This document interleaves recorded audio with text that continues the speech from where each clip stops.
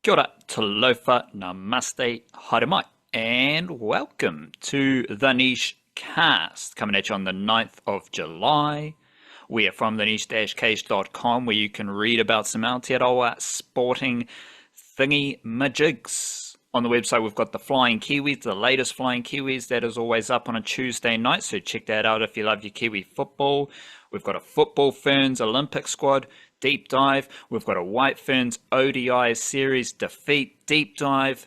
That's on the website. We've got a Leka Halasima Kiwi NRL spotlight on the website as well. And of course, we're typing away every single day. So who knows what's going to happen tomorrow or Thursday. But that is to say, there'll be some more Aotearoa sporting deep dives, genuine insights and information, facts and figures, and just a bit of common sense. Obviously, those familiar with the thenichecache, you would know. No rugby union, no netball, just the real hearty Aotearoa sporting matters that we love to cover and that deserve covering. So shout out to Aotearoa, shout out to Aotearoa Sport. Make sure you're checking in with the niche-cache.com every day, every second day, couple of times a week. Just pop in, have a read, see you later. But if you are far too online, you can check us out on all the other social media platforms as well. Got some clips, got some stats, bits and pieces flowing through those channels. And of course, probably the underappreciated player at the Niche Cache. The guy on his first contract, playing well above his salary, is the newsletter via Substack, thenichecache.substack.com. That is a free newsletter that comes out every Monday and Friday evening that is full of Aotearoa sporting information, much of which forms the crux of this discussion that we throw up on a Tuesday with the Niche Cast, and it's completely free. Just sign up via Substack, bang, Aotearoa sporting stuff coming at you every Monday and Friday, as well as a couple of jams that we always chuck in. So shout out to everyone who has signed up for our newsletter via Substack. And if you're feeling a bit generous, you can upgrade to a paid Substack subscription to access our subscriber podcast, which is a bonus podcast that we record every Thursday, and we just chat some more Aotearoa sporting matters. And that also is delivered through Patreon to the generous folks in the Patreon whānau, which is another way you can fund the Niche Cache. We've got a paid Substack option. We've got the Patreon that you can hit up. And if you do want to make a one-off donation, if you want to buy me a coffee, you can hit that up as well. A couple of generous folks bought us a coffee over the last few days. Big shout out to Aaron, Michael, and Jared. Shout out to them, and also the bro Conrad, who was very excited about our use of Aotearoa vitamin methods. So shout out. That is a very simple, basic way to support the Niche Cache. You can just make a donation through Buy Me a Coffee, and we also have bonus podcasts every week as part of the Patreon whānau, and for those with a paid Substack subscription. Otherwise, just give us a follow. Give us a subscribe, but you should probably get offline and just go walk outside as well. So we'll balance it out for you. Today, we've got plenty of Aotearoa sporting matters to discuss. Got the Warriors, got some NRL, got some Lulu Sun, some Olympics coverage. We've got football news. We've got the White Ferns losing. But Tom Bruce scored some runs in the T20 Blast as well. So we've got plenty to chat through today. But we need to get a bit of mindfulness. Let's go mindfulness. Yeah, nice and on front here with a guy who knows a thing or two about getting offline and going for walks. It's the poet Gary Snyder, who is actually he's one of the beat poets from like Jack Kerouac era, but he's actually still alive. He's like 94 years old or something. So shout out to Gary Snyder. Hopefully he's got a few more years in him. Hopefully he's got a few more poems in him, but I don't know if he's ever going to write one that tops this one. Short and sharp, but it goes, as the cricket's soft autumn hum is to us, so are we to the trees, as are they to the rocks and hills. Beauty. The rocks and the Gorgeous, hills, that one. they're listening. They're listening to us. They're listening to us Yeah. bickering. They're listening to us moaning and complaining, and hopefully the mountains, the maunga, the ocean, the moana, the awa. Hopefully, they're also listening to us celebrate and be grateful as well, not just the negative, you know. Well, they might also be bickering and celebrating and all of these things themselves too. I guess I get it's a lot of mindfulness stuff seems to be able to be summarized by the as above, so below mantra, and this is probably another one of them, just like the interconnectedness of nature and all that. And yeah, as is one to the next, as is everything else to wherever we started. It's all a big circle in the circle of life, I think is what, trying to remember my Lion King. I haven't watched that movie for probably 20 plus years, but you know, it's that's something stick with you. Um, yeah, the cricket's soft autumn hum is a nice little image as well. Yeah, it's definitely not a soft hum in January, right? it's Yeah, a no, that's a raucous roar, that one. yeah. Yeah. Mating Right, season, I think, is what that is. right. We've got some music that we want to shout out as well because we're doing our monthly recap of albums and projects that we've been listening to. To there's a new project from Rhombus. Not sure if you remember Rhombus or anyone listening remembers Rhombus, but they are part of the Aotearoa musical genre. Because what do? They do funky old dub, and there's the clav dub. There was another big jam from Rhombus back in the day as well that I can't remember off the top of my head. Onwards was a big one. I don't know, but Rhombus, if you're from Aotearoa and you haven't listened to Rhombus before, make sure you check out Rhombus because they got big jams from the kind of same realm as Fat Freddy's Drop and not like what's the Salmonella dub, those type of characters, but amongst that, and they've got a reasonably new project, Remixes and Archives Volume 2, which is a good little starting point for anyone new to Rhombus. And if you know of Rhombus, if you remember some Rhombus jams from back in the day, it's going to take you down memory lane, and it's going to throw you into this genre of Aotearoa music, which is legendary. And if you haven't been tapped in with the Aotearoa dub, the Aotearoa funk, you need to check in with all artists and go back and listen to some old Salmonella dub projects, listen to some old Fat Freddy's Drop projects, go back and listen to Shapeshifter. Like, this is some of the best music to ever exist in the whole wide world.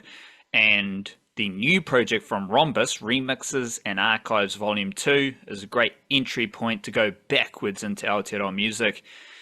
Another spot that you can go backwards to is Gorillaz. Been jamming the Gorillaz first album, self-titled, and it's a classic. Obviously, a lot of folks would know Clint Eastwood, that John. Dun, dun, dun, dun. That's an absolute classic, absolute banger. But the first song on that project, your Rehash, which is glorious. You've also got Rock the House, which is another glorious project. So make sure you go backwards with Gorillaz. I was writing about the Rhombus project for this month's look back at last month's albums. And another one I've written about is Anna Coddington, which doesn't have the Aotearoa dub style, but it's definitely funky, it's definitely groovy. It effortlessly wiggles between English and te reo. It's called Te Whakamiha, which is full of 8 songs from Anna Coddington. And it's just awesome. It's another snapshot of what makes Aotearoa music so good. It's funky, it's glorious, Got your mate Troy Kingy there. And the Rhombus remix albums, they do a remix of Troy Kingy's All the Ships Have Sailed, All Your Ships Have Sailed, either way. So that's pretty cool as well. But make sure you check out Anna Connington. She is awesome. She's got a new project, Te Whakamiha, which is just Aotearoa funk. Your musical selection? Well, one of my favorite bands is La Luz, aka The Light. And if you want to translate this, if you're on Google Translate, they're a California band who just play sort of gentle, breezy, hazy, sandy, twangy rock music, I guess. Just, guitar and drums and bass and lots of vocal harmonies and just immaculate vibes. Love them so much. They've managed to, I think they're up to about their fifth album, something like that, and they somehow keep the same sound but also make it fresh each time, which is kind of wild because most bands like that are either trying to experiment in something crazy or they're incapable of keeping it fresh whilst repeating the formula. La Luz don't have that problem. They're just immense creativity.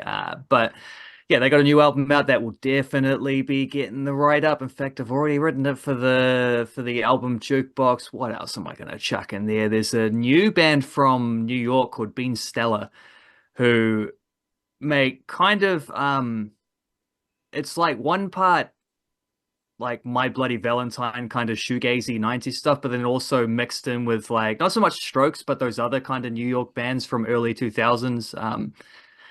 Interpol, those kinds of groups, and that was quite cool. I liked that album. I didn't love it across the board. I found there were times where the sort of the influences were worn a little bit too heavy on their sleeves. But then there are other times where I thought like this has taken familiar sounds and doing fascinating new stuff, updating it for a sort of 2020s audience. They're quite a young band, also from New York, and just been apparently touring, releasing singles, building up a whole lot of hype, doing things the old-fashioned way, not wait until you crack a tune on TikTok. Although I'm sure that'll happen for them at some point because take them how you can get them. But that Bean Stellar album I thought was quite good, especially the last track. The last track goes in a slightly different vibe. It's longer and slower, and I thought was pretty great. I had that as one of the musical jam contributions in our newsletter a couple of editions ago, and well, would I chuck anything else on the list for this? Maybe just to mention that that Earth Tongue album that I've been hyping up for a long time finally did get released and will be in that album jukebox as well. Dug that. Troy Kingy, my mate Troy Kingy, apparently, he's I think there's only one single out so far, but he has announced the latest in his 10 albums, 10 genres, 10 years project as well, which is him going over to Joshua Tree in California. I think he made a documentary series about it, which is on one of the streaming things, I don't know which, where he's trying to make like Queens of the Stone Age-esque desert rock. So that could be messy. It also could be amazing. So I'm willing to go wherever that dude is himself willing to go. I talked about how much I like La Luz being able to keep the same formula fresh, but you also got to respect a creative who refuses to stay in any kind of box, and it's just like every album I'm going to make something completely different from the last one. So that's basically Troy Kingy's mission operative, and he's on to the next.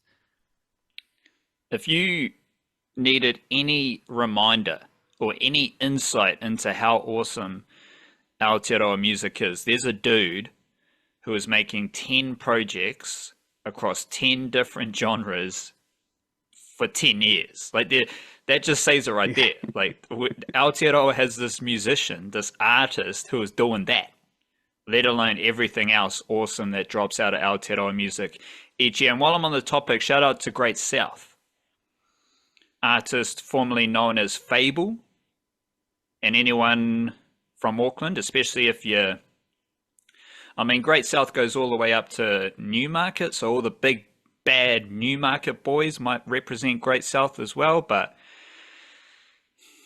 anyone from Otahuhu South, Great South is a destination. It's a marquee road. It's a headline act of South Auckland. So shout out to the artist known as Great South, because he's got a new jam I need to get the name of that jam straight off the top, but I don't have it here. Because I do love Fable. I did love Fable, but now he's known as Great South. And there's a song called Please. You can listen to Please. There's the old song Popstar and Mannix, another South Auckland banger from Great South. So make sure you're checking out with Great South. Self-described as a Māori alternative rock artist, but I don't know, it just seems like everyone just makes the music they want to make, and we don't put the labels, we don't put the genres on them, we just enjoy it. So, I mean, Aotearoa's got this dude making 10 projects across 10 genres for 10 years. We've got the Rhombus, we've got the Anna Connington, we've got the Great South, like it's all there. Obviously, that is a very small snapshot of Aotearoa's musical excellence, but it is what it is. And there's shout out to everyone making music across Aotearoa, because that's awesome. Also awesome is the Festival of Sport, otherwise known as the Olympics. And we're just going to set the table a wee bit, have a little brainstorm about some of the sports we are going to be tuned in with for the Olympics. And there's only one place to start, because Lulu Sun is going to be at the Olympics, but she's also on her way to Wimbledon glory. You've been tapped in with Lulu Sun. What do you want to say about Lulu Sun, who is competing at Wimbledon right now, but she's also going to be at the Olympics? Yeah, amazing run in Wimbledon. And it's weird to say, like, 2 weeks ago, I didn't know who she was. I'd only seen her name. 2 weeks later, I'm sitting here on the podcast saying she might be my favorite tennis player. And well, she is my favorite tennis player, because you've also got the New Zealand connection. But I've watched her last two games, and it's not just that she switched allegiance to represent Aotearoa. It's also that she's just a really fun tennis player to watch. And the game against Emma Raducanu there was pretty well covered after she'd sort of snuck up through the rounds in the outer courts, and as a qualifier, and winning games where it's just an interesting story, but it's not quite like the live full-on coverage center court stuff that she got when she was up against Raducanu, who's the English favorite. But there, I think it'll like, because we're learning about Lulu Sun right now, but I think tennis is also learning about Lulu Sun, because she's 23 years old, but she also went to the USA to do college stuff over there, just given her a bit of an American accent, as a lot of them do come back with afterwards. But so it goes. She was going to have a Kiwi Texas accent, because yeah, UT Texas, I believe, and was pretty successful there, and has apparently they know how to coach tennis, so she's translated that into pretty sudden, exciting senior career on the Pro Tour. But because she's only been on the Pro Tour for, I think she started last year, but you don't go straight into Grand Slams, right? You got to start winning smaller tournaments and working up your rankings and getting the points just to even get entry into qualification, let alone getting through those qualifiers. And at this point, I think after making it to the quarterfinals who knows? She's not done yet. She might go further. Her ranking is probably, I saw someone saying her ranking is going to go up from like 130 odd or something to somewhere in the 50s. So if she wins again, that'll potentially go even higher than that. She might not have to worry about qualifying for Grand Slams much longer. She might be getting that automatic entry soon. But yeah, tennis is learning about her as well, because she hasn't been on the scene for very long, and she's just fun to watch. Like, she's left-handed. So Uncle Rico, is it Uncle Rico? Uncle Tony? What was Rafa Nadal's uncle, who taught him the famous story about Rafa Nadal was a right-handed kid, and his uncle/coach was like, nah, bro, you're going to be left-handed. You're going to be a better player if you're left-handed, so we're just going to teach you how to play left-handed. And apparently that seemed to work as well. But yeah, Lulu Sun is left-handed. She's also hits the ball very hard. She's aggressive. She doesn't settle in for long rallies, which Raducanu was a little bit more inclined to do, is be defensive and just keep the ball alive. Sun goes out there looking for winners. So you look at the stats from her game, and she had way more unforced errors than Raducanu, but she also had way more winners. She had a lower first serve percentage in terms of accuracy, like getting it in, getting it into play. But when she did get her first serve and play, she won most of those points. I checked I checked the stat graphic up in the newsletter as well if people want to see more of this. But that's basically how that game went. Is one player was defensive and trying to get into the grind and just hang her out there. The other one was just like, I'm looking for winners. I'm looking for points. I'm out here to try to beat you. And she did. She won. She broke the first two serves of Raducanu there, and that like to set a tone from the very first set. So fantastic stuff, and also just super enjoyable. Like it's fun tennis to watch when someone's playing like that. And she is going to take that into Wimbledon, where she's going to be playing. She's not Wimbledon, into the Olympics, where she's going to be playing doubles alongside Erin Routliffe. And Erin Routliffe is currently playing doubles alongside a Canadian partner in the women's doubles, and also Michael Venus in the mixed doubles at Wimbledon, still alive in those as well. Like we're actually having this goes beyond Lulu Sun at Wimbledon at the moment. Michael Venus is got a British partner in the men's doubles, and he's still churning along too. A lot of these, they're further behind though. They're earlier rounds in the singles because they've had to be on, as is often the case, the doubles around the outer courts. And it's been raining a lot, so there's a lot of delay, which actually led to a really weird situation where Erin Routliffe's mixed doubles game kept getting delayed because her women's doubles game took 3 days to complete because of all the rain.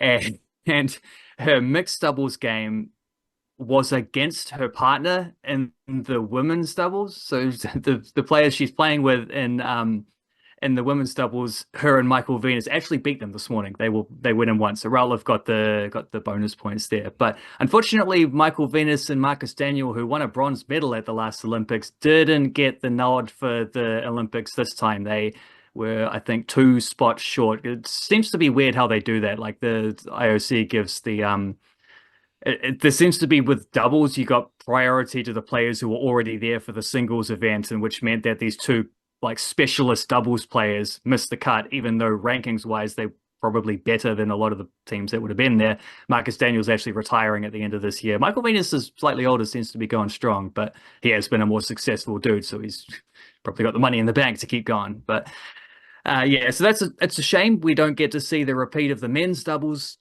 glory from last time. That was our first tennis medal since like Tony Wilding 90 years earlier or something like that. But maybe we can make it 2-2 with Lulu Sun and Erin Routliffe, because they will be competing in the women's doubles at the Olympics.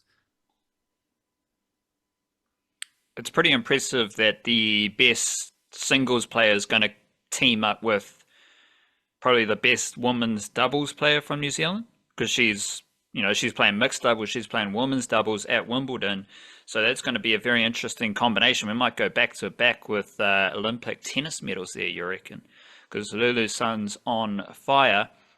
Speaking of Olympic medals, to the best of my knowledge, there's only one golfer who's got 2 Olympic medals in the first 2 Olympic golf events, and that is Lydia Ko. So she's going to be back in action in Paris. Hasn't been the best year on the LPGA Tour for Lydia Ko this year. Maybe she's just preparing to go 3 from 3 with Olympic medals. Of course, everyone's going to be hoping that she wins the gold medal, but I mean, she's already in rare air as the only golfer, men or woman, to win 2 Olympic golf medals. So if she wins a 3rd, regardless of the status, that's bloody impressive. Also in the golf team, Ryan Fox and Dylan Hillier. So shout out to them. We've got the Black Sticks men. They're going to be battling through the Olympics as well as the only New Zealand team at the Olympics.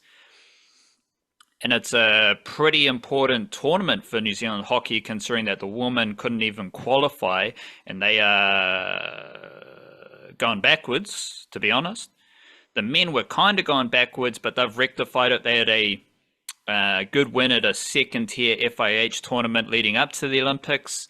They've got a strong squad for the Olympics, but I don't know how they're going to do better than 9th in 2012, 7th in 2016, and 9th in 2020. So it'll be interesting to see what happens there with the men. Obviously, might keep an eye on the rugby sevens as well. You're all over the athletics team. Not sure if you got anything you want to say there. Otherwise, we do have a football Ferns squad that we might dive into deeper later into the podcast. But what's your feeling right now about Olympic football. For the women, it's open age. For the men, it's under 23, but we don't have a men's squad as of yet. So, what did you make of the women's Olympic football Ferns squad led by the coach? Is it Michael Main? Michael Main. Bang, Yeah, good memory. Good Aotearoa vitamin memory right there, straight that's off the the top one. of the dome. Michael Main, football Ferns coach extraordinaire. But what did you make of the squad? Um, well, I might just say a quick word on the athletics team because they I think they have announced the biggest contingent that we've ever sent, which I swear is what they say every time, which I guess can be true every time. They just always add a few more qualifiers each time. But a couple of highlights to watch from there. They're not going to get medals, but uh, well, she's not going to get a medal, but Zoe Hobbs been in there and sprinting, just having a presence in the sprints in the 100-meter sprint is pretty cool. Um, George Beamish has been in good form. He's running the steeplechase and the 5,000 meters by the looks of it. Hamish Kerr won world indoor gold at the high jump recently, so he's a potential medal chance. It'll be harder in the Olympics, obviously, but he's in the mix. We got three pole vaulters by the looks of it in the women's pole vault. Eliza McCartney's back in form. Imogen Eris and Olivia McTaggart are qualified as well. Maddie Lee Wishy's working towards women's shot put. Continuing on the legacy there and for Aotearoa, and of course Tom Walsh is always someone to watch for the men's shot put as well. So some cool stuff there. Football Ferns.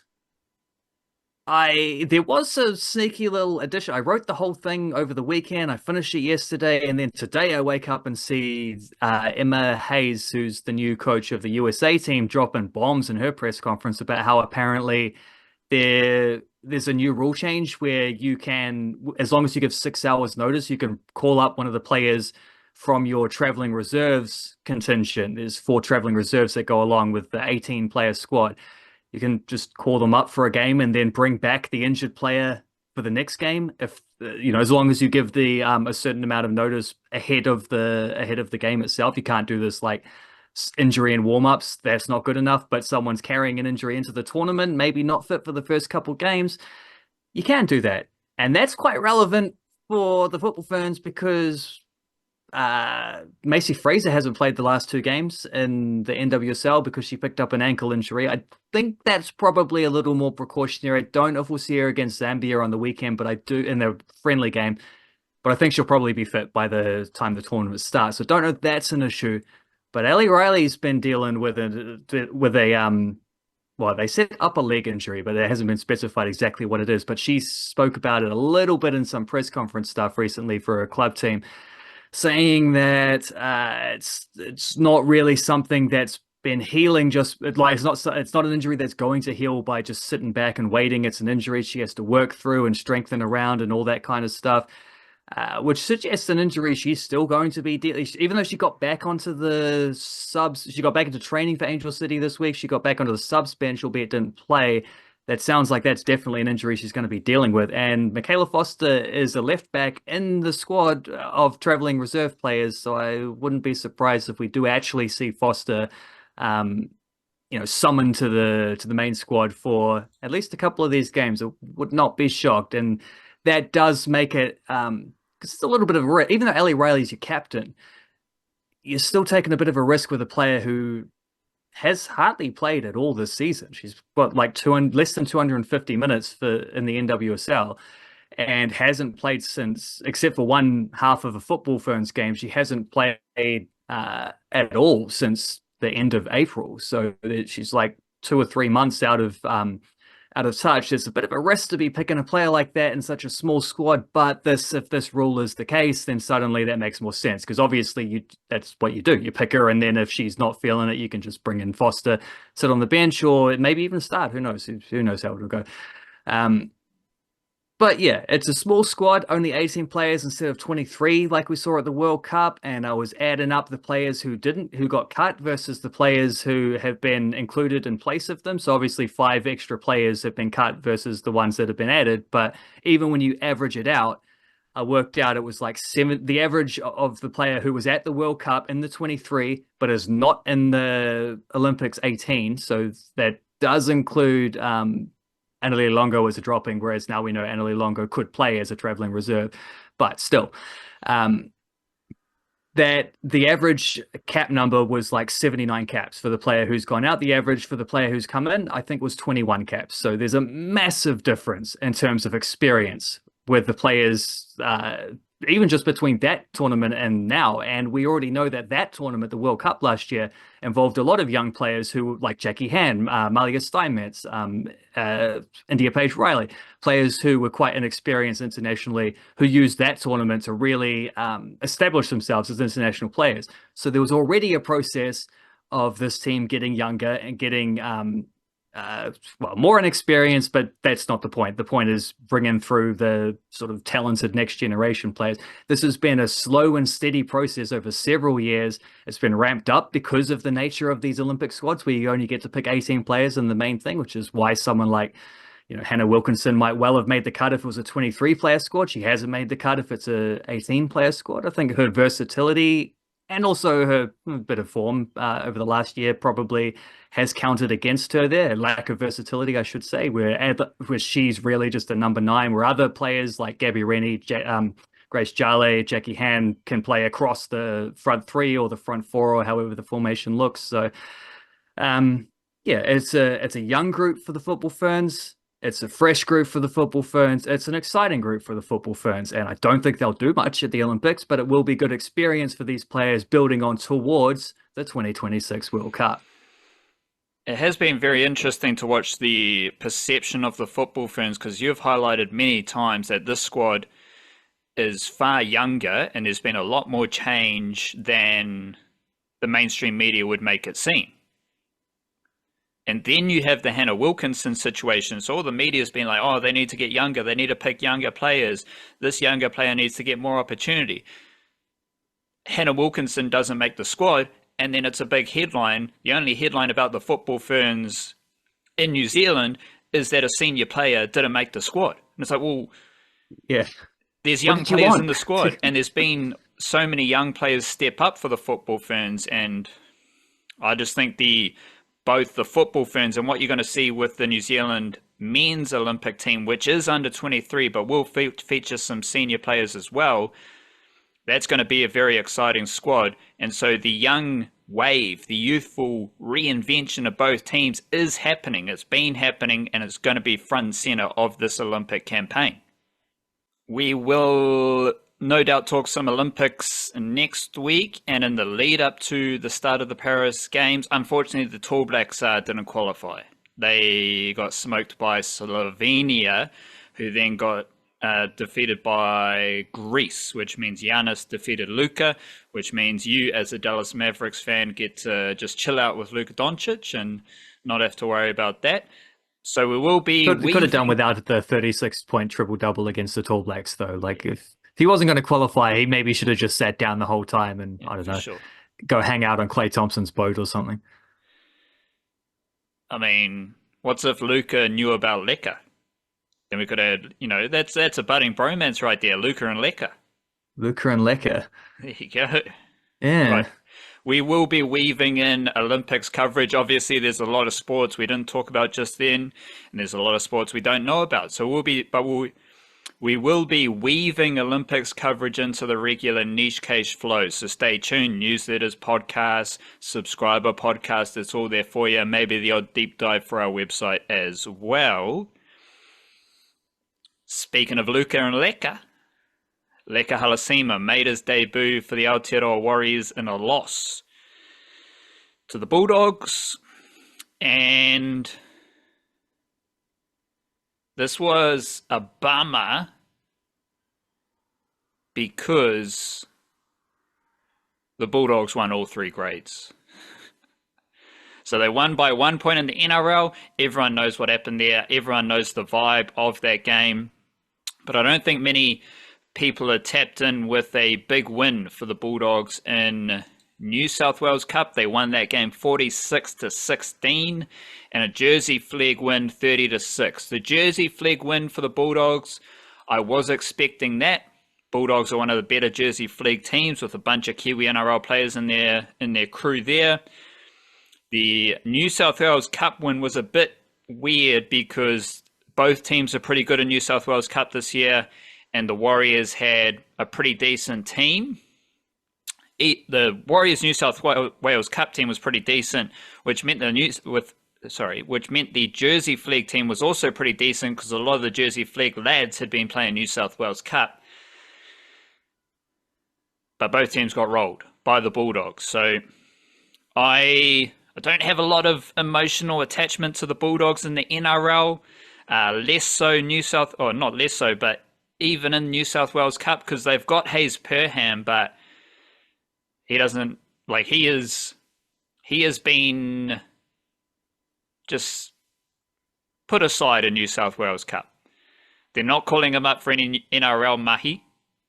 Pawasa Fa'amasili does get a bit of NRL game time here and there, but there's not a lot of Kiwi NRL talent in that New South Wales Cup team for the Bulldogs. All their Kiwi NRL talent is Jersey Flegg and below. Some of those Jersey Flegg lads have played New South Wales Cup.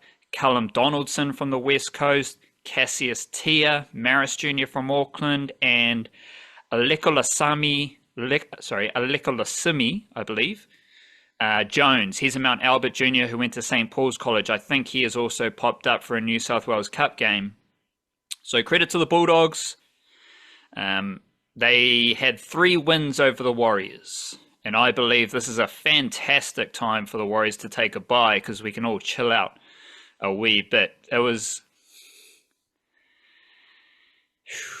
like even heading into that game, you had some, whispers that Leka Halasima was going to make his debut, but a lot of people were talking, these changes are going to happen, that change is going to happen. Obviously, you got a Sean Johnson situation brewing.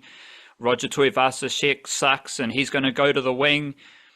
None of which actually really happened, but people were losing the plot before the game, let alone during and after the game. It was a cool game, but when you get into the nitty gritty, like, it's like, whatever. Like, obviously, the incident with Te Maire Martin and Jamin Salmon looking like a genuine boogeyman because he's got blood dripping everywhere. He's like, oh! And he just tackles Te Maire Martin off the ball. Everyone knows how stupid that was. I don't really care for NRL refereeing, or even the dude who pops up on a Monday and says how much the referees suck. Like, that's weird as well.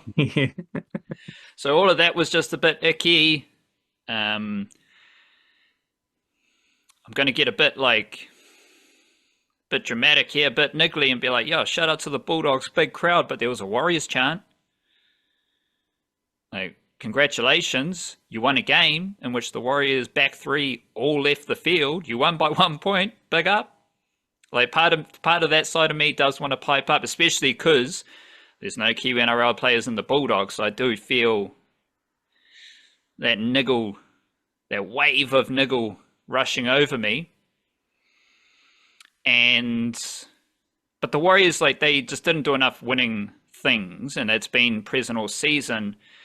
And that's complicated because you can look at all the moments that the Warriors didn't grab hold of to win the game. And for each one of those moments with the footy, the drop goals, the bad kicks, the errors, whatever you want to highlight, I can go through and find a good tackle. So I don't want to put the spotlight on Te Maire Martin, but he's a good example because he made numerous epic defensive plays. There was a tackle down the sideline. He was chasing like an outside back, and he makes a tackle.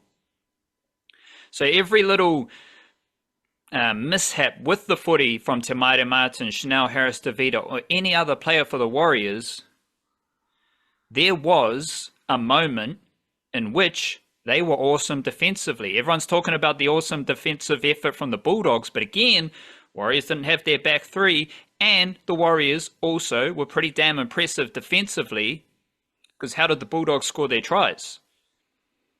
One was from an intercept, congratulations, great attacking footy there.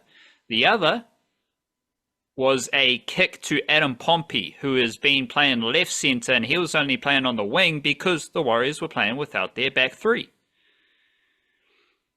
And we've talked a lot about the kick return meters in recent weeks, right? We've started talking about it with the Cowboys because the Cowboys don't have big kick meters. Warriors have good kick return meters, good first tackle, second tackle runs from the wingers and the fullback.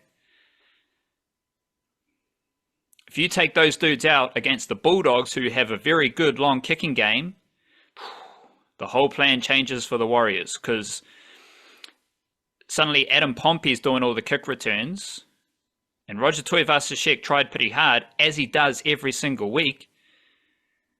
But who's the other winger? Like Dylan Walker, Kurt Capewell. Like these dudes, this is the thing about that I've been thinking a lot about for this game. It's the balance between the winning moments and the effort, the intensity, the mana that the Warriors showed in this game.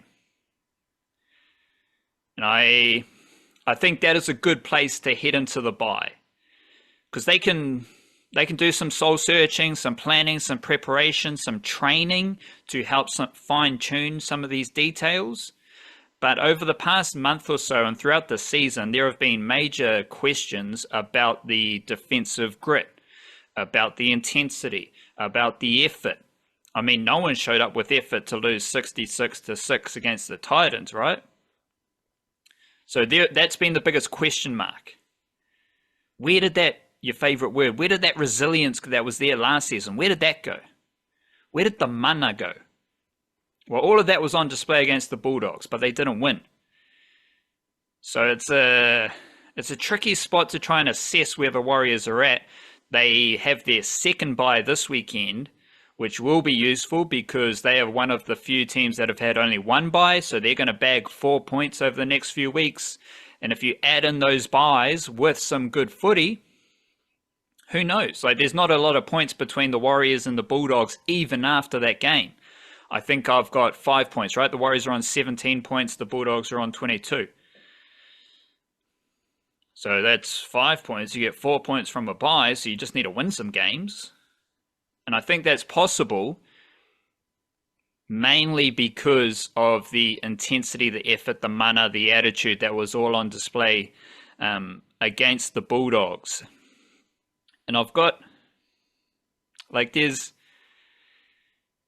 watching that game against the Bulldogs, it's easy to see how the value of Shaun Johnson can help the Warriors.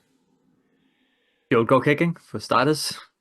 Field goal kick. What the thing is, if Shaun Johnson's playing well, because Shaun Johnson hasn't necessarily been playing well all season, so it's easy for us to say, yeah, Shaun Johnson would have iced that game.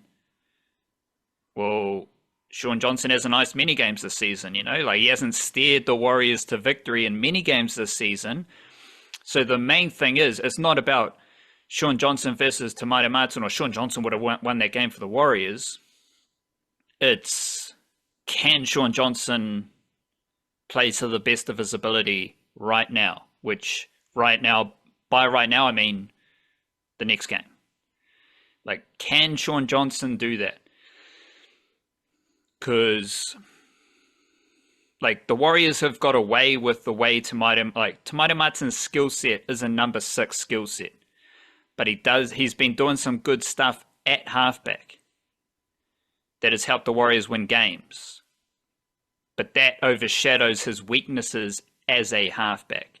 And his weaknesses as a halfback are Shaun Johnson's strengths as a halfback. So that's a fascinating situation. I still love having Chanel Harris-Tavita at number 6 with Te Maire Martin, because Te Maire Martin's kicking game is his weakness. Chanel Harris-Tavita has the long left boot. But if you've got, like, you don't necessarily need to have Chanel Harris-Tavita with Shaun Johnson. You need to have a long kicker, which the Warriors have 2 of, Chanel Harris-Tavita and Shaun Johnson. You need to have one of those with Te Maire Martin. So it's just a fascinating situation where I think, like, yeah, if Shaun Johnson's playing 8 out of 10, of course he's the halfback. But the reason he wasn't, The reason why the Warriors are all good without Sean Johnson this season is because he's been playing 6 out of 10, 7 out of 10. And the Warriors have been winning with Te Maire Martin. But the best thing is they have a couple of weeks just to let things simmer. Maybe Sean Johnson retires and it's an issue we don't need to worry about. Maybe Sean Johnson is healthy and he's back in the mix and he's training hard. You know, there's all sorts of things that need to happen over the next few weeks. And I think this is a great time for the Warriors to have their bye, win the bye, get the 2 points in the bag, get everyone healthy. A couple of lads in Origin. Now again, everyone says the Warriors during State of Origin. Well, they've had 2 players, 2 top 17 players in State of Origin. That's more than a lot of Australian clubs. So are we sure about the State of Origin myth for the Warriors? Because to me, that smells like the big Warriors forward pack myth, which has always been a bit racist. Like the Warriors just have a big forward pack because they're full of Polynesians. Well, that's always been a bit of a myth, and I don't know how beneficial the State of Origin period has been this year to the Warriors, considering Mitchell Barnett didn't play, but he was in those camps, and Kurt Capewell was in the mix for Queensland as well. Congratulations, Mitchell Barnett, you get to play now. So there's a lot to digest there with the Warriors, but I think at the very least, the fans and the community can be proud of the way the Warriors played. And I'd say a lot of those fine-tuned details in the back end of the game, they probably don't arise if the Warriors have 17 players in the game. The Warriors played that game with 14 players, most of it.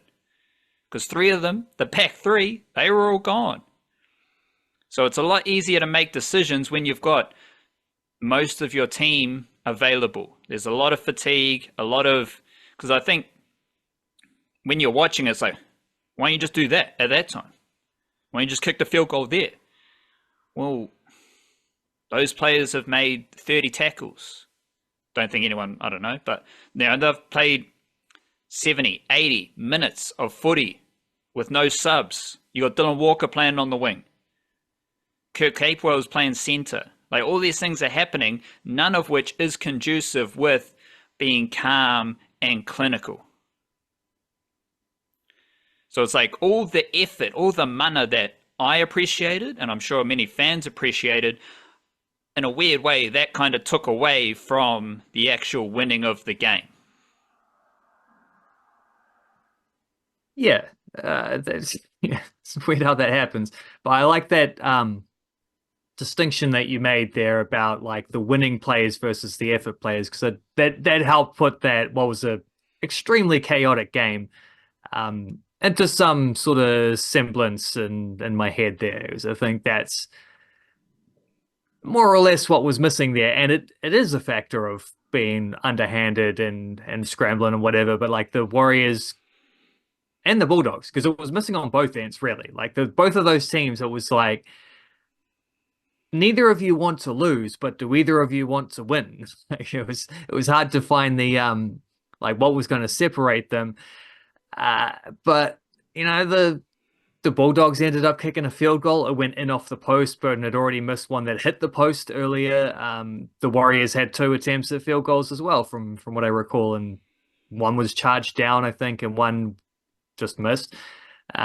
They were held up over the line twice. Like both teams had really good field position and made errors at silly times. Like, and this is just in the last few minutes of regulation plus extras. Like there was well, frankly, it was a game that probably deserved to be a draw. And when you see something like that and you're watching it into the second half of the golden point period, thinking like, well, one of these teams is potentially going to lose a game, which I don't know that that's entirely fair in terms of what we've seen. Like, this is why don't we just have draws in regular season games? Why do we have to do the American thing where there always has to be a winner and a loser regardless? It's strange, but it is what it is. Also strange is just the way that referee, well, not strange, I understand exactly why it happens, but it doesn't make it entirely right.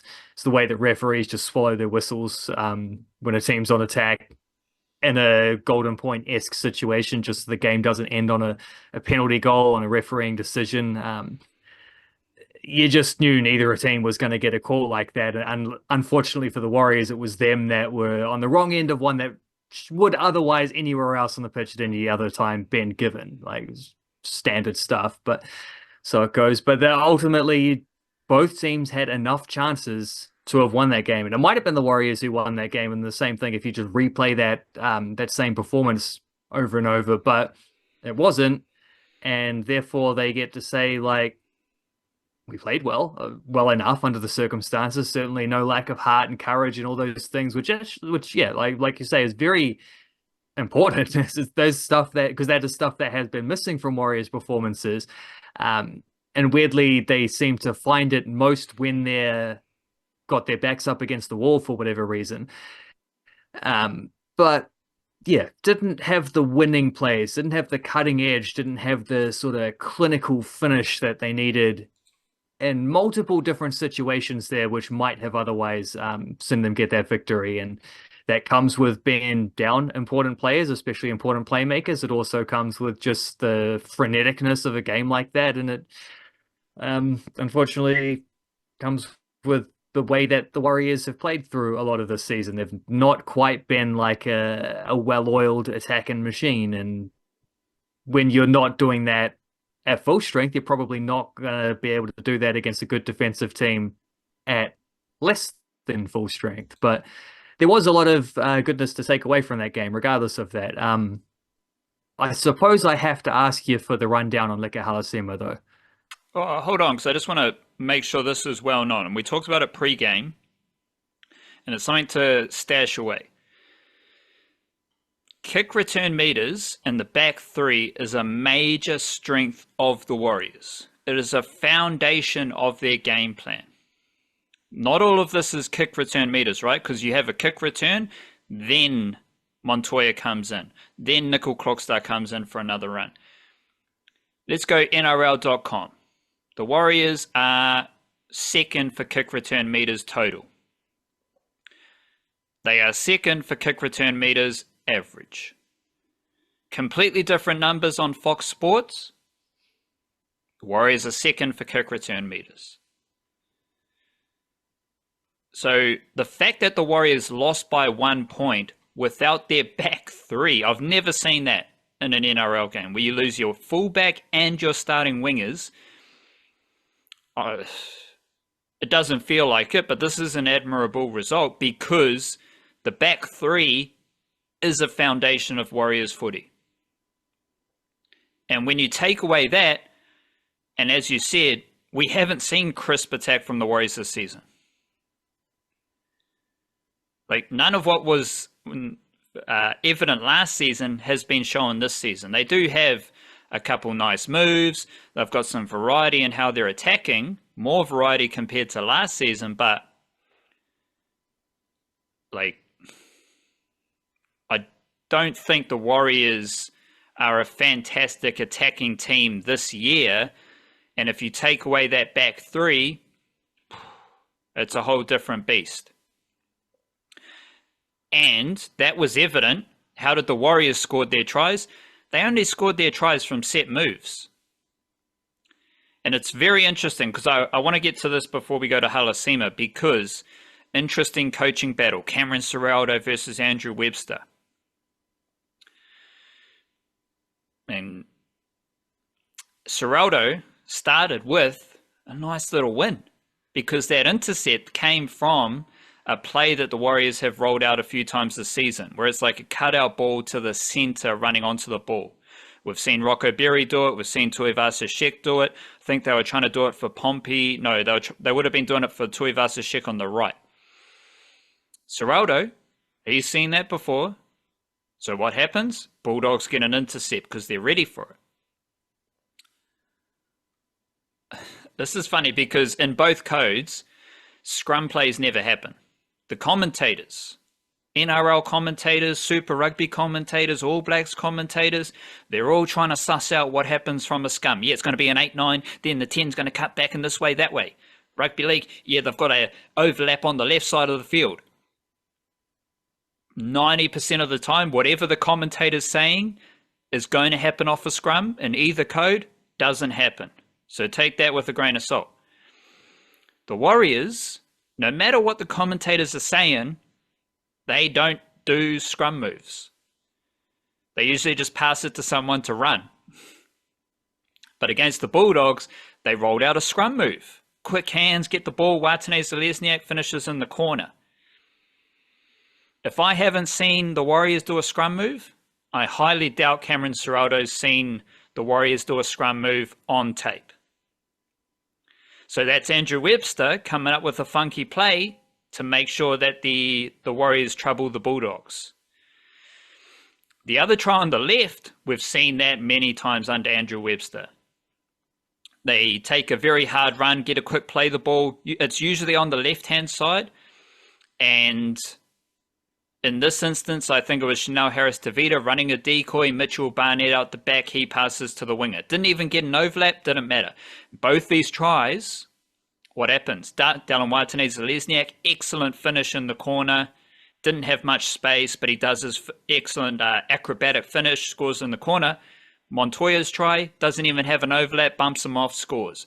Those tries require the winger to be at the best of their ability just to score the try.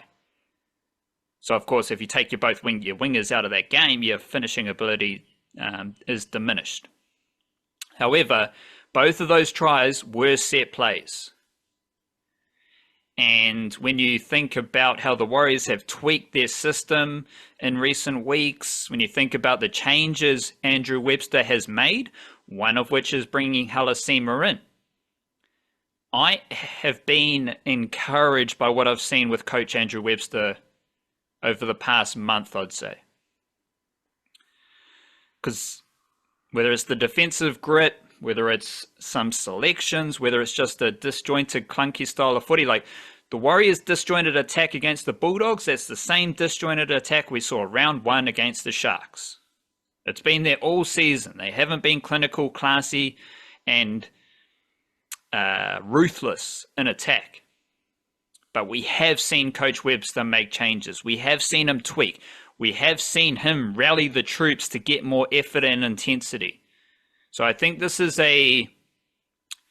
these aren't winning times for the Warriors. These aren't winning times for Andrew Webster. But I do think we are seeing Andrew Webster grow as a coach, develop as a coach.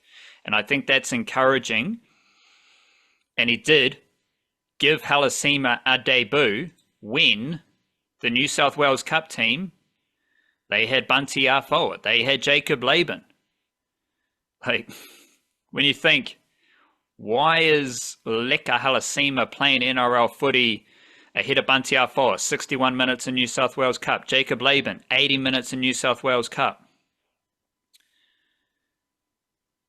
They're the only real NRL dudes, but you've had I reckon Halasima would have played ahead of Tom Alley as well.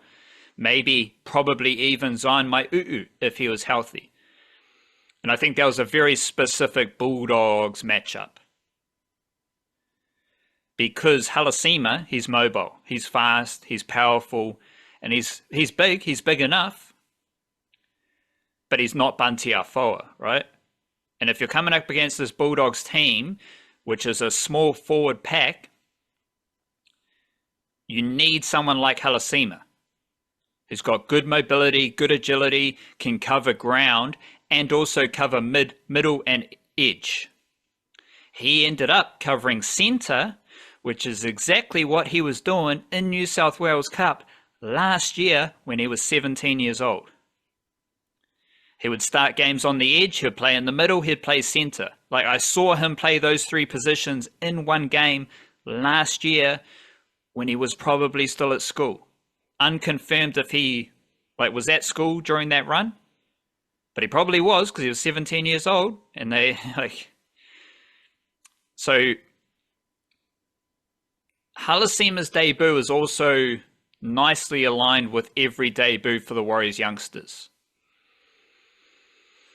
And I'm sure everyone's tripping about Halasima, right? Everyone loves Halasima. Fantastic debut. What did Ali Leotawa do on his debut? I remember when Zion Mai'u'u took a few runs at Mount Smart. That changed the momentum of that game. Jacob Laban. He was pretty impressive in his debut. Dimitri Sifakula punched Nathan Cleary. Not quite in his debut, but in his second or third game. Sorry, and Sifakula was also playing New South Wales Cup. He played 57 minutes in New South Wales Cup, so Halasima played ahead of Sifakula. I get the hype around Halasima, right? To be honest, little humble brag, I was there early. Because I was talking about Halasima last year when he was 17 years old while he was at Southern Cross campus. There isn't necessarily anything unique about Halasima in the Warriors system, though. Because all the other youngsters made really impressive debuts. All the other youngsters impacted games in their first, second, or third NRL game. So what Halasima did on his debut, it was extraordinary, it was bonkers, and it was in tune with the whole hectic vibe of that game. But it's not necessarily different to what the others did. Because the others all made really positive impressions on their debuts, and I'd go the other way as well. So the dudes who came before Halasima as far as getting their debuts and making fantastic impressions, that's before his debut.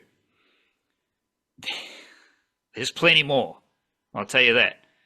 There's plenty more dudes of a similar ilk.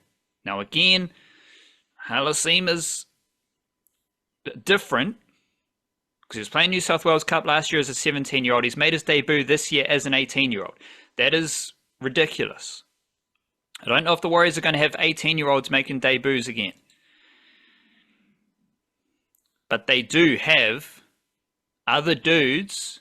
What am I talking about? Moala Graham Telfer didn't make his debut for the Warriors, but what did he do in that game against the Dolphins? He was awesome.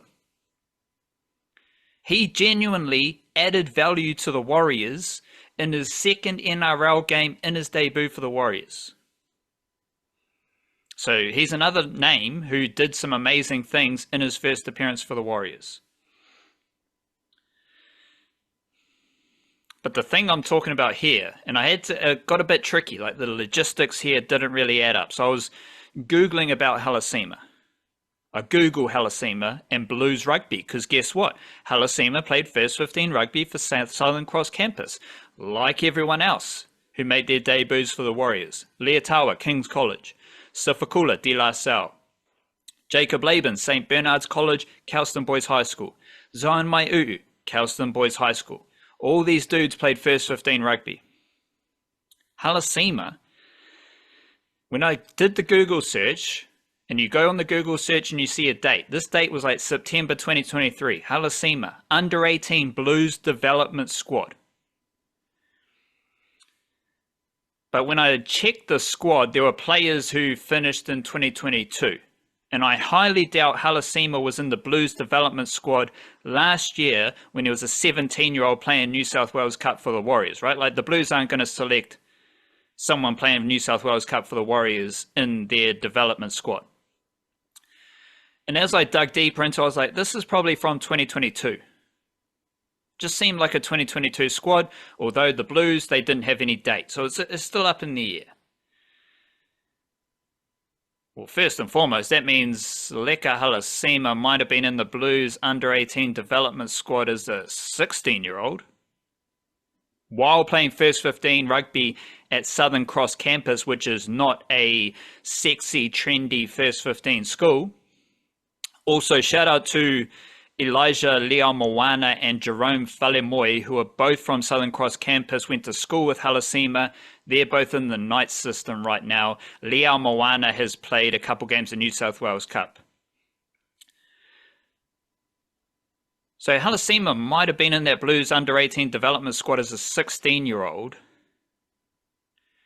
And that squad also had Sio Kelly, who is also 18 years old right now.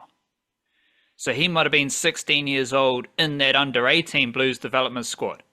And what has Sio Kelly done? He's played New South Wales Cup for the Warriors as an 18-year-old. Like, these dudes are everywhere for the Warriors. Eddie Iramia, he's awesome. Tanastawa Smith, he's awesome. Who's our favourite Tongan footballer? You're gonna make me blank on the name. Was it Pasakala? Motu Pasikala. How old is he? Pasakala. 18, 19 years old, playing New South Wales Cup. The Warriors have 2 hookers under the age of 21 in New South Wales Cup. Makaya Tafua, Jacob Auloa. Go to this New South Wales Cup team that did get smoked by the Bulldogs. But if you need a powerful forward pack, well, the Warriors have Toby Crosby, Rodney Tuipulotu-Vea, Kalis Fatialofa, Augustine Filippo, Ben Penny, Payasikel Vea, Paua Papuni Abbott. He's massive.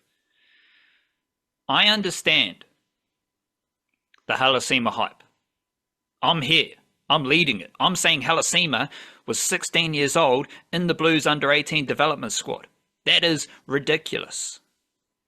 It also shows that Halasima was just straight up one of the best rugby league and union players in Auckland. So I don't know if it's like, I don't know how much the Warriors can take credit, you know? Like, this dude was just dominating everything in Auckland. He made every New Zealand NRL rep team. NZRL rep team, sorry. He was making Blues rep teams. He was making Auckland rugby rep teams. I'm the leader of the Halasima hype train. We've got clips everywhere of Leka Halasima doing crazy shit in New South Wales Cup. But I mean, there's also Sio Kelly who has a similar trajectory as Halasima, right? And I'm here to say as a leader of the Halasima fan club and a leader, well, I'm here to say as a leader of the Halasima fan club that the Halasima fan club is just a copy of the New Zealand Warrior Youngster fan club. Because the dudes who made their debuts over the past 18 months, they also impacted NRL footy in their debuts, in their second games, in their third games. And there is no shortage of other dudes ready to go. So if you're buzzed about Halasima, just wait. Wait. Someone else is going to pop up end of this year. Plenty more are popping up next year. Like, this is not a one-off. We've already seen it. Right? Like, I told you Zion Mai'uu would be a cult hero the moment he takes his first run at Mount Smart. What happened? He genuinely changed the flow of that game just by running the footy. This is a phase for the Warriors in which many dudes are going to debut, and you better learn about them because they are going to quickly impact NRL games. And Halasima, to be honest, love him, respect him. He's just the latest. And also, I don't think Halasima is ever going to play for the Aotearoa Kiwis. I believe Halasima will have a long career for Tonga, which has already started. League or football? League. Pasiala. Geez, why am I struggling with Pasikala. that? Pasikala, sorry. He might play football for Tonga. He might be the latest code hopper, right? He might be recruiting all his mates in the Warriors system, you know? Yeah. But Halasima, he played for Tonga A last year. And there were a bunch of multi-eligible lads who chose to play for New Zealand A last year. I mean, Jack Howarth played for New Zealand A last year. He's Aussie with maybe some Māori blood in there somewhere. Leotawa played for New Zealand A. He's Samoan, I believe. So dudes with multi-eligible status, they played for New Zealand A. Halasima played for Tonga. And if anyone in Auckland, anyone in South Auckland knows that if you're a Tongan from Otahuhu or Mangere East, You're about as hardy a Tongan as there is. There's a reason why I believe Jason Taumalolo started that Tongan revolution, because where's he from? He's from that area. Started out with Papakura, ended up at De La Salle and at Otahuhu Leopards Jr. What I know about Tongans is they are very eager and very willing to represent Tonga at the expense of money, at the expense of any other nation. That is amplified if you're a Tongan from Mangere East. Like the Mangere East Otahuhu area, which is maybe, let's stretch it out, probably a 10 kilometer area, square kilometer, I don't know. Outside of Tonga, that might have the highest concentration of Tongans in the world. Most, if not all of those Tongans, if you ask them who they want to represent, it's going to be Tonga, straight away. So my message would be, don't expect Halasima to represent Aotearoa Kiwis. And if you're a Tongan fan, this is the type of player who is going to move into Tongan Rugby League as the likes of Taumalolo, Tokiaho, Andrew Fafita, Saliva Havili, as those leaders step away from Tongan football, players like Halasima are going to take over because they love to represent Tonga. And it's a bit different if you're a Tonga from the Mangere East Otahuhu area. It's like the whole Tongan situation is amplified tenfold. There was one other Kiwi NRL situation aside from Keanu Kinney winning some games and continuing to do what he does. A little old Keanu Kinney's averaging over 200 run meters in the NRL, which is pretty impressive.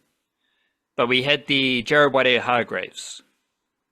Oh, yes. Playing the most games for a Sydney Rooster ever. And of course, bit of a giggle. He got sin binned. He got a cut. It was just a ruthless Jared Waerea-Hargreaves. Like literally everything that has made him a legend was on display in that game. But that got me thinking, because the Roosters are one of the most successful NRL teams and clubs of my time following the NRL. Right? So let's call it the modern era, right? And Jared Waerea-Hargreaves, a dude from Aotearoa, New Zealand, a dude from Rotorua, is now the most capped Rooster of all time. So let's just get that out in the open. A dude from Aotearoa is the most capped Rooster ever, which is a pretty impressive feat considering the history and the mana of the Roosters. Now, we also know the Roosters have had a lot of Kiwi NRL players, especially over the last decade in which they won multiple NRL championships.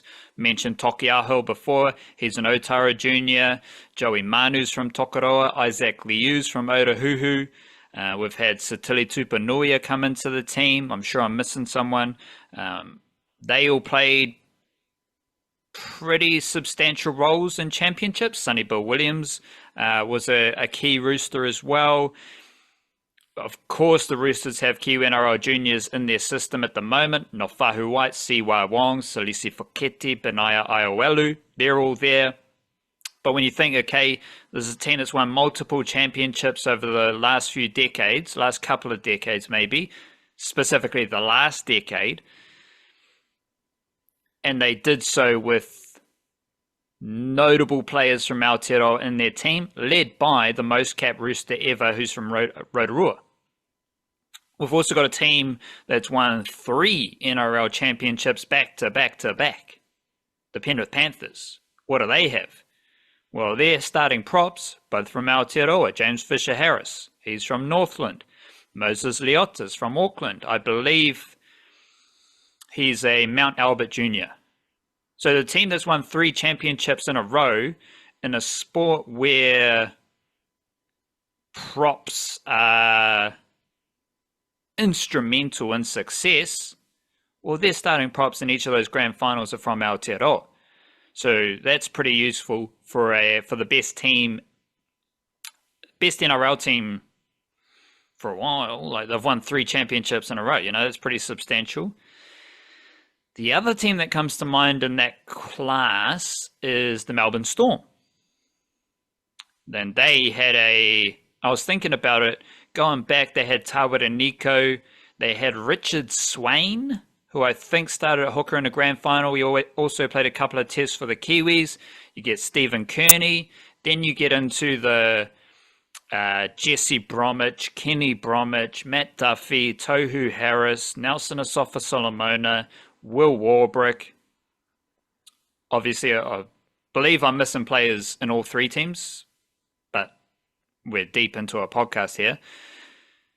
And the Penrith Panthers have a few Kiwi NRL juniors on the rise, but they didn't play in the 3 back-to-back grand final victories. Too many back-to-backs there. Repeat. Yeah. But the Storm, throughout the Storm's success, they have had players from Aotearoa. So just want to take a moment to celebrate Aotearoa Rugby League, because the 3 most successful teams since the start of this millennium, let's say, they have had key players, core players from Aotearoa take part in that success. And when you think about Fisher, Harris and Leota winning 3 championships in a row, when you think about Warea Hargraves being the most capped rooster ever, these are things that we should all celebrate as folks from Aotearoa. So I just want to take a moment, light one up, take a sip, whatever you're up to. Just take a moment of gratitude. Aotearoa Rugby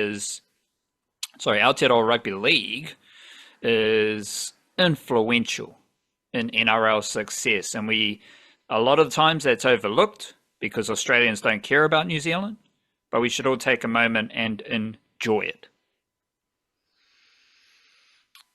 Let's get you're about to pipe up? No, I'm just going to say it's beautiful. It's lovely beautiful. Moment of celebration in the middle of the podcast. It's great. Just a quick celebrating people who have done a lot of celebrating themselves when it comes to championships, Damn Skippy. Quick word on the White Ferns. They lost their first T20 against England. Funny that. Oh, damn. They conceded 197 for 3. 2 bowlers took wickets. That's pretty usual. And then they put up 138 for 9. Shout out Susie Bates, 43 runs, strike rate of 130. Jess Kerr, 38 runs, strike rate of 146. At this stage, I've got Jess Kerr as the best hitter in the White Ferns. She's always banging boundaries, and she has developed her batting nicely in the last 2 years, I'd say.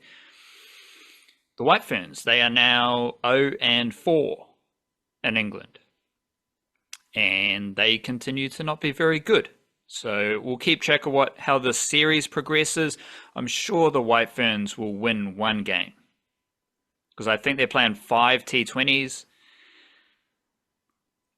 I'm always open to new White Ferns lows. I've learned that over the past few years.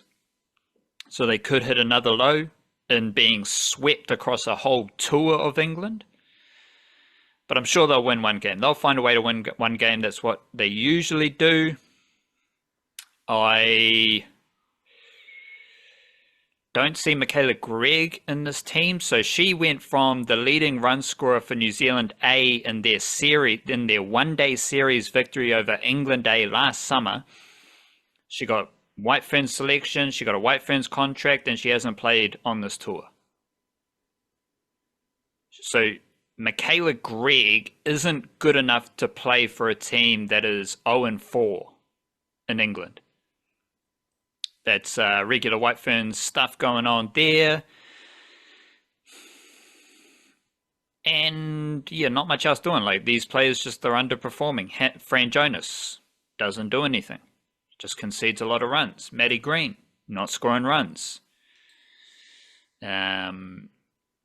Izzy Gaze isn't scoring runs in this section. She did score runs against England in New Zealand, but she has reverted back to her norm. Brooke Halliday didn't take a wicket or score any runs, so that was a bit strange. And of course, Every bowler for the White Ferns conceded over 7 RPO, 7.5 RPO or above. 3 of them conceded over 10 RPO. And how many ducks do we have here? Sophie Devine, duck. Maddie Green, duck. Izzy Gaze, duck. Fran Jonas, 0 not out. Georgia Plimmer, 1 run. Just great White Fern stuff. So we'll be closely following this T20 series to see if they can get a dub.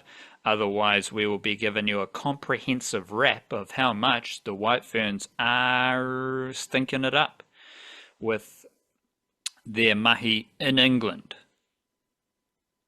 after they stunk it up in New Zealand, after stinking it up for a couple of years.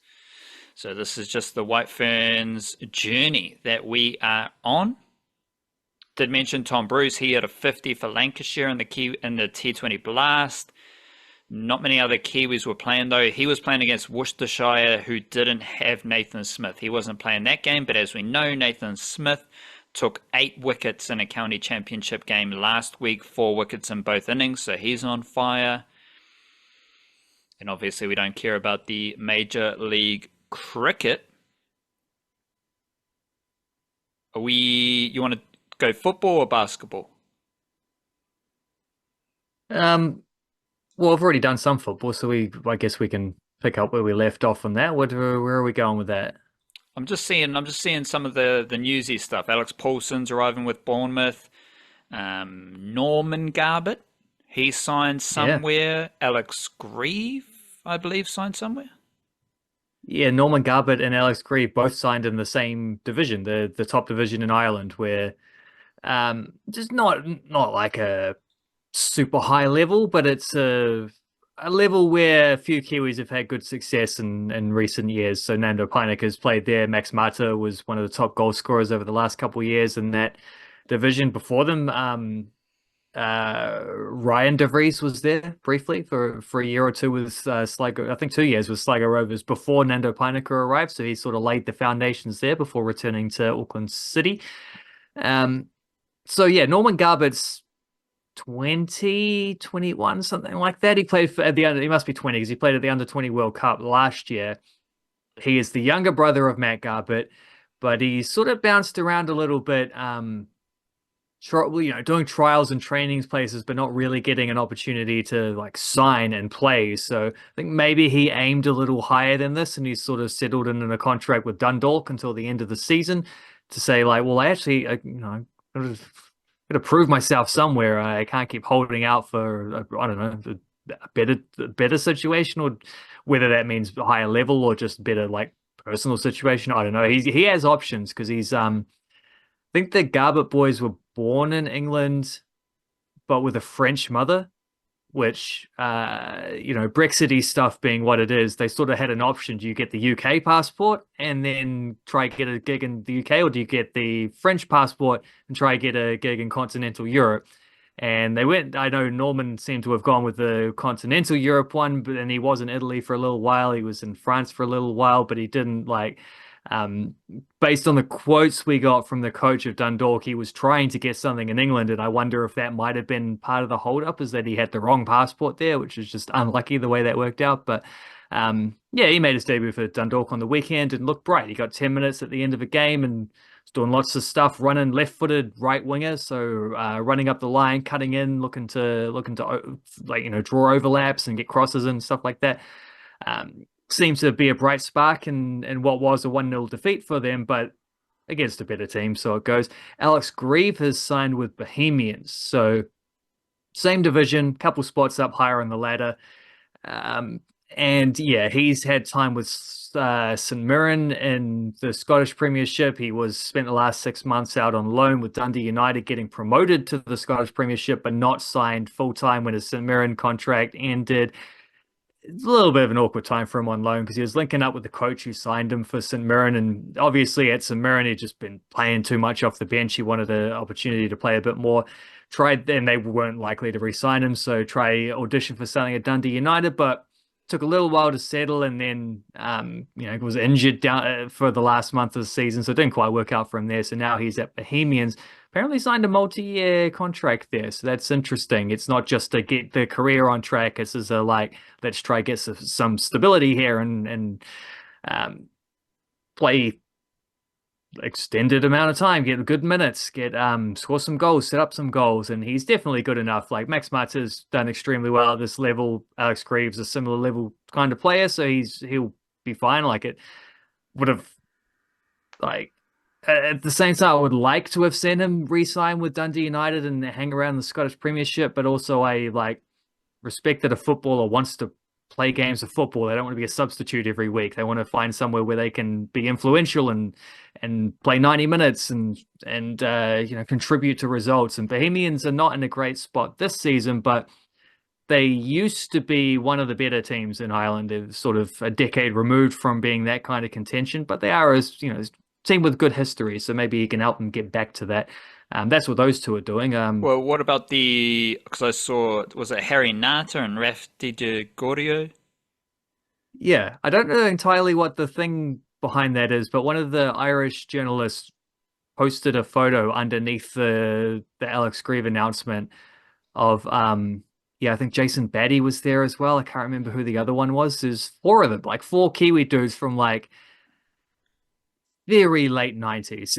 It's like the players are from that era where late 90s. You remember, well, people are old enough will remember that. I remember them as names, as too young to be watching all Whites games at that time. But they Well, you remember Harry also Nata. look, well, of course, remember Harry Nata because he stuck around for a while and has been very visible for a long time since as a broadcaster and as I think now he's doing like PFA stuff. But um, yeah, apparently there were four all Whites dudes all hanging out with Bohemians 25 years ago. So Alex Grieve has something to live up to there. I don't know if he'll live up to like the haircuts and the jewelry of that era, but he's hopefully he can live up to the football and beyond.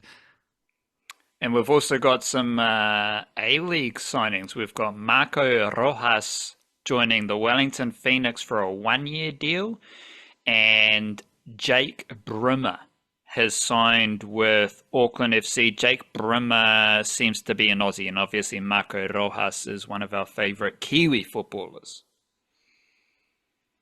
Yeah, you know what these two have in common? They're both former Johnny Warren medalist winners, which is, the A-League's version of the Dally M. They've both won that in the past. Brimmer got sidelined a little bit with victory last year. Like I don't think he played much against the Phoenix in that elimination final two-legged thing. And I think Tony Popovic coming in kind of changed the midfield look a little bit. So he went from being one of the best midfielders in the league to not actually playing very much, being a backup for victory. So you can understand why he's looking elsewhere.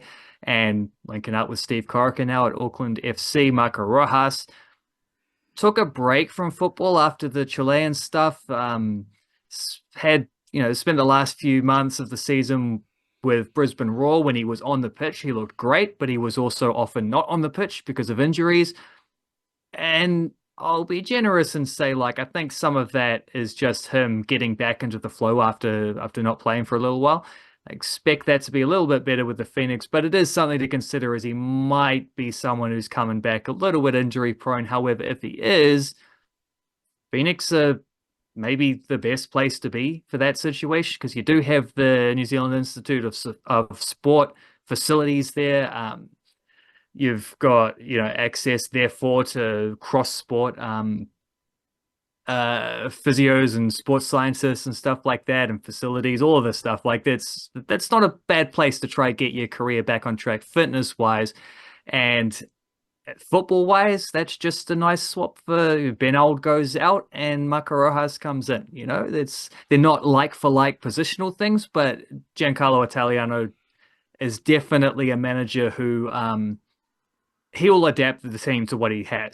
So with Marcjo Rojas, for example, coming in, I think what we'll see is not so much he's a replacement for Ben Old, but he's not going to be a like-for-like replacement. He's not going to be asked to do what Ben Old did. He's going to be asked to do what Marcjo Rojas does. And I wonder if that might actually help the Phoenix take it to another level on attack, because we know how good they were defensively last season, and that was the backbone of all that they did and all that they achieved. But are they gonna be as good defensively without Alex Paulson and with Finn Surman now rumored to be heading to the USA to join the Portland Timbers, coached by Phil Neville of all places, which has a bit of a history with Kiwi players. Most recently, Bill Tuiloma was very good there for a while.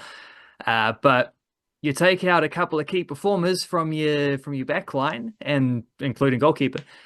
And by the way, Jack Duncan, their reserve goalkeeper, has signed with Melbourne Victory as of yesterday. So he's actually left the club without ever playing with the club because he was on the bench for every game, except a couple where he was sick for, and LB Kelly Heald filled in. So at the moment, LB Kelly Heald, twin brother of Lucas Kelly Heald, is the most advanced goalkeeper at the club. So I suspect they'll sign someone from outside. There had been rumored that they might pick up Dublin Boone, who's a Kiwi youngster from Christchurch, or Canterbury region at least, who spent a year over with Roda JC in the Netherlands, but he's the same age as Kelly Heald.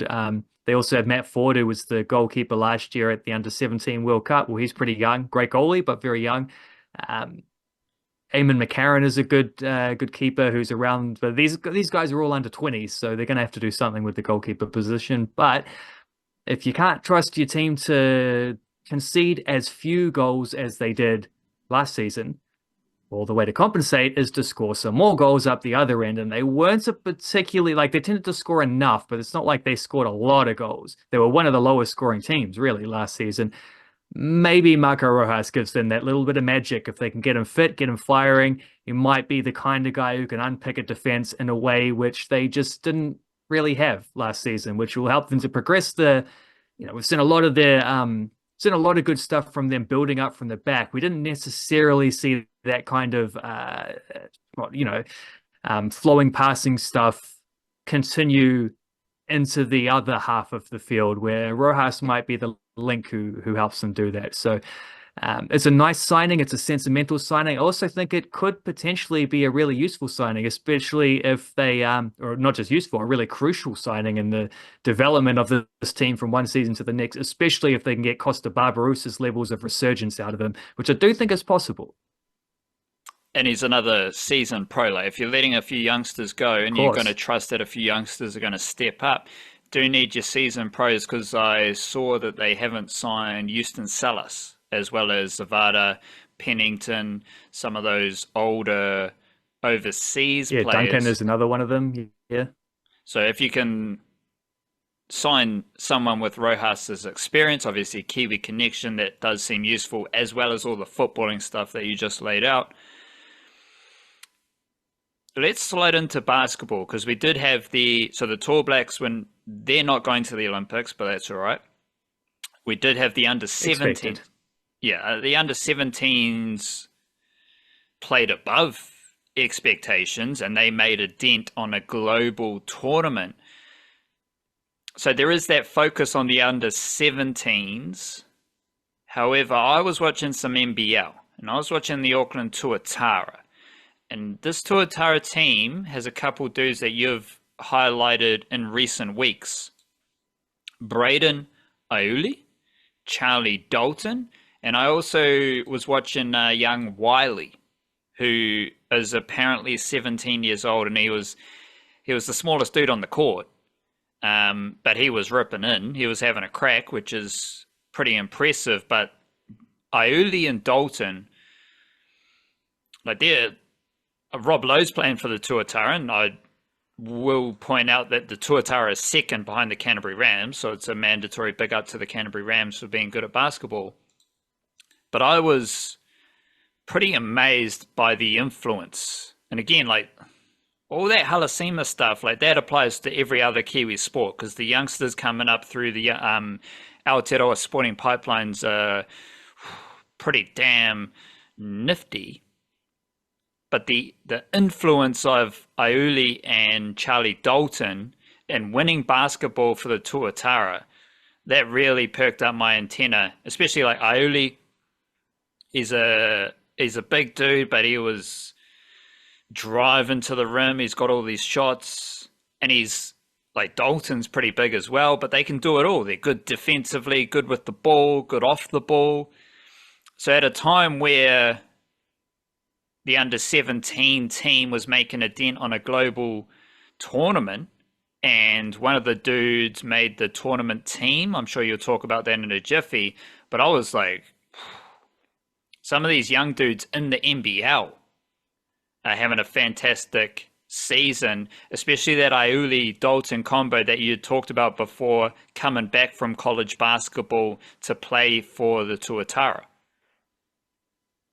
Yeah, and I just saw like a couple hours ago, just this morning, old mate Stevie Cousins reporting that Braydon Iuli of New Zealand Menlo College in the Auckland Tuatara has transferred to Division Two Lynn University in Florida. So he hit the old transfer portal and he's up to a new school for ahead of the next college season in America. So hopefully that is a progression in his career. It probably sounds like one of those guys who, signed at a bit of a smaller college, was quite good, and now is going to a little bit of a bigger one. Not Div 1, still Div 2, but it's um, hopefully it's a good role for him there because he's really, yeah, him and Dalton have done so well at filling in for that Tuatara team. It was like their Tall Blacks are away. How are they going to cope? No Corey Webster, no Tom Vodanovic, no Ruben Tarangi, and they've just kept winning. And that game that was against Taranaki, and they did actually have Flynn Cameron, must have been straight off the plane and onto the court. I don't know, but he managed to get back in time from that Tall Black studio to play in that one. But Auckland won still, and they won in a weird way because I think Carlin Davison got called for not goaltending, but he got called for basket interference because he like flicked the hoop on the final shot, which I think might have been Iuli throwing that up there. I can't remember exactly. So weird way for that one to end, especially for Carlin Davison, who's been really good in that game again. Like he's just the bounciest dude in the world. He's trampolines for hills. It's amazing. And he's scoring like 20 plus every night now. He's just getting he's into this groove with Taranaki. But the Tuatara, who also had Rob Lowe fouling out. So there's Rob Lowe and Cam Glidden as the other, like there are only two veterans left from their starting line. One of those guys fouled out, their best player, and they still found a way to win, albeit in extremely weird circumstances. But Dalton, big part of that. Iuli scored, I think, 20 points in that game as well. Big part of that. So these dudes just, it's not just the under 17s, but those under 17s are amazing. Like, where did this come from? We don't normally win very many games at these kind of tournaments. In fact, they're the only other New Zealand basketball team in any age grade kind of FIBA World Cup type event to have made the Final Four. Is of course the Tall Blacks in 2002, which is a funny connection there because Phil Jones, crucial part of that team. Hayden Jones, his son, crucial part of this team. There's the under 17s edition of 2024, and if you're paying attention to these NBL sort of rosters going deep down beyond the five, beyond maybe even beyond the main rotations, you recognize some of these names, like all but I think only one of the 12 players in the under 17 team isn't part of an NBL franchise this season, and that's Oscar Goodman, who is the guy who was, All-Star 5 at the tournament. Ginger Ninja fella, he's like superb. Like he had massive tournament. He was a crucial role in most of their victories, and he's not in the NBL because I think he's from New Plymouth. He went to New Plymouth Boys High School. I think that's right. There's a Taranaki 102 or whatever region. I'm getting my basketball teams confused. Taranaki region.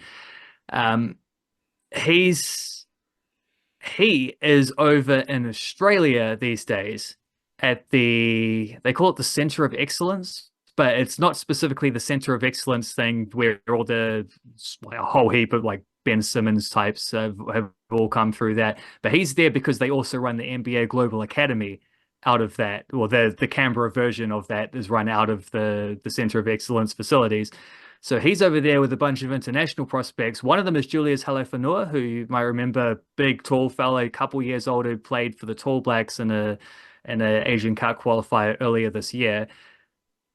That kind of mints those two as the two best prospects we have, like two best teenage prospects we have.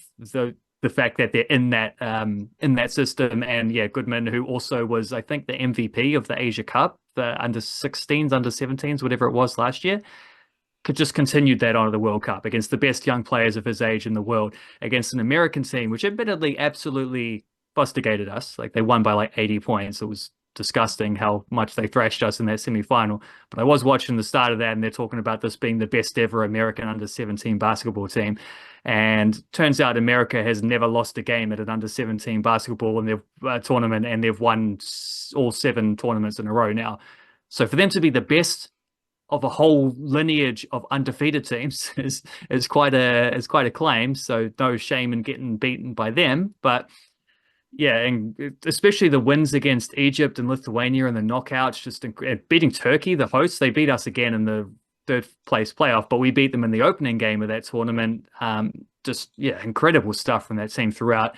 Goodman was the star, but it wasn't a one-man show. It was a situation where you had just Kiwi basketball and stuff, really, where a bunch of, they're not the biggest, strongest guys, but there's a bunch of guys who are all good at like no obvious weaknesses, great mentality, no fear, just fantastic, fantastic vibes through the group there. They were great. And as I was saying, a lot of these guys are associated with NBL teams, except for Goodman. They all are, but 2 of them haven't played. However, like Lachlan Crate from Manawatu has played over 200 minutes this season. Hayden Jones, Jackson Ball, Troy Plumley, Manamatin. These guys have all been, you'll have heard their names through commentary, even if you're not fully tuned into NBL. These guys are around and getting minutes at an age where this is under 17 World Cup they've just gone to. So these guys cannot be older than 17. They're all high school age players. And this is a senior competition that not only brings in decent quality imports to the NBL, but you also got a whole bunch of players who are like established Australian NBL, one of the better leagues on the planet, established players from there. These guys are just hanging around with them, getting minutes. Maybe not big roles, maybe not the kind of things we're ever going to get plays run for them or anything like that. You might be just sneaking in the garbage time and here, there, or wherever, but they're around that kind of environment, learning and growing and developing and holding their own. Any other NBL notes that you saw from the weekend? Well, it's the wrong NBL, but the Breakers did announce a new coach, which you saw that from Finland. Wasn't Judd Flavel, just a guy from Finland. Kopanen, I can't remember his first name. Bit of a legend of a player from Finland, but the Breakers, like I said this in the newsletter, like there's nowhere on Friday, it would have been. There's few places where you find more nonsense in a Breakers press release. And so they were talking about how he's an assistant coach with the San Antonio Spurs Summer League team. Well, first of all, the Summer League is not that's not Greg Popovich running that show. It's their head video analyst who's running the show for the Summer League. I looked up their assistant coaches. They have about 7 of them. He's not one of them. 7 assistant coaches is already telling you that there's things, the butter's being spread pretty thin on this toast. However, they have, I think, 6 guest coaches, and he's one of them. So he's not an assistant with the Spurs. He's a guest coach, along with a bunch of other guys with like names that suggest that they've picked people from around the world to sort of bring them in and give experience, kind of thing. So don't know. Well, I don't know what the Breakers are doing, but I do know what the Breakers are doing. It's the same. I just don't know why they're doing this. But there was a great quote in the press release as well, speaking of nonsense, where they said that Kopanen, Coach Kopp, Matt Walsh specifically said this, that Coach Kopp shares his vision for growing the game in New Zealand, which I guess means he doesn't care about growing the game in New Zealand, because Matt Walsh doesn't seem to. So I don't know where that idea comes from. Yeah, it's not a vision you want to share. If it's Matt Walsh's vision, it's not a vision you want to share. At the same time that New Zealand under 17s just had their little run, at the same time we're talking about young Kiwi basketballers and how good they are. The Matt Walsh vision isn't necessarily a vision I'd like to share, but shout out to the guest assistant coach. New Zealand Breakers are also just straight up liars, so we'll say Yeah. that. Well, But shout out to the guest assistant coach who is now leapt ahead of many high quality Kiwi coaches to become the New Zealand Breakers coach, and they will undoubtedly be better next season, one would imagine. well, we'll see. Yeah, we'll see. Plenty more fun Aotearoa sports to digest before then, so big up yourself, love yourself, kia kaha, stay beautiful, church.